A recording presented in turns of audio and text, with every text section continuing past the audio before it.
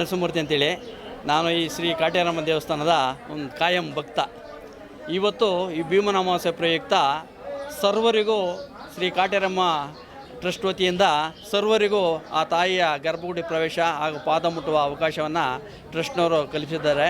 ಇವತ್ತು ಸಹಸ್ರ ಸಂಖ್ಯೆಯಲ್ಲಿ ಬೆಳಗ್ಗೆ 5:30ರಿಂದನೇ ಜನಜಂಗುಳಿ ಜಾಸ್ತಿ ಇದೆ.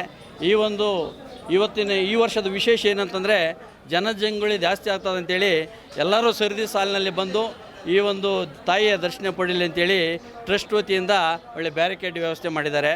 ಅದೇ ರೀತಿಯಾಗಿ ಅನ್ನದಾನದ ವ್ಯವಸ್ಥೆ ಇದೆ. ಮತ್ತು ರಸ್ತೆ ಇರುವುದರಿಂದ ಗಾಡಿಗಳನ್ನು ಪಾರ್ಕಿಂಗ್ ವ್ಯವಸ್ಥೆ ಮಾಡಿದ್ದಾರೆ. ಎಲ್ಲ ಅನುಕೂಲ ಕಾಟೇರಮ್ಮ ತಾಯಿಯ ಟ್ರಸ್ಟಿಂದ ಮಾಡಿದ್ದಾರೆ. ಇವತ್ತು ಒಂದೇ ದಿವಸ ಅಲ್ಲ, ಇವತ್ತು ವಿಶೇಷವಾದ ಇಲ್ಲಿ ಪ್ರತಿ ಅಮಾವಾಸ್ಯೆಗೂ ಸಹ ಟ್ರಸ್ಟ್ ವತಿಯಿಂದ ಅನ್ನದಾನ ವ್ಯವಸ್ಥೆ ಇರ್ತದೆ, ವಿಶೇಷ ಪೂಜೆ ಇರ್ತದೆ ಮತ್ತು ವಾರ್ಷಿಕೋತ್ಸವ ಇರ್ತದೆ.